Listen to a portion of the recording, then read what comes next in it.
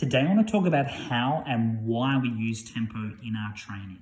It's all about performing reps with intent. So you may see this as 3 numbers written, which is what I use with my athletes, and sometimes you may see it as 4 numbers. So the first number represents the amount of time we're going to do the eccentric portion of the lift, which is the part where we're going down on a squat. The next number is going to be the amount of time we use for the isometric portion, which is the bottom where we're pausing.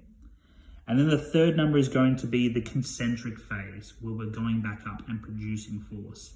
If you were to use the 4-digit number, the last number would be how long we spend at the top.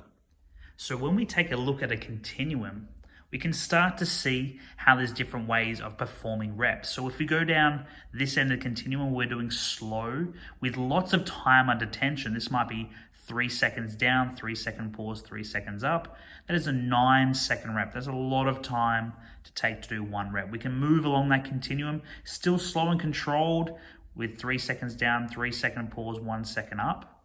That's still going to work that strength and hypertrophy. As we move along the continuum though, we're going to see different stresses on the body. So we may have a pause rep, which is very popular, 1 second down, a 3 second pause, then 1 second back up.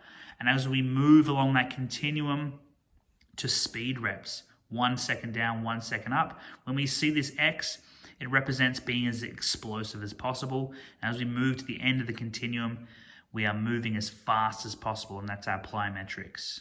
So when we talk about how we want to perform our reps, there is no good and bad way of performing reps.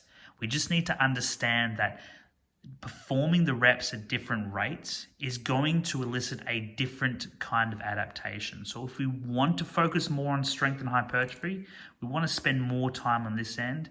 And if we want to focus more on being fast and explosive, we want to spend more time on this end of the continuum.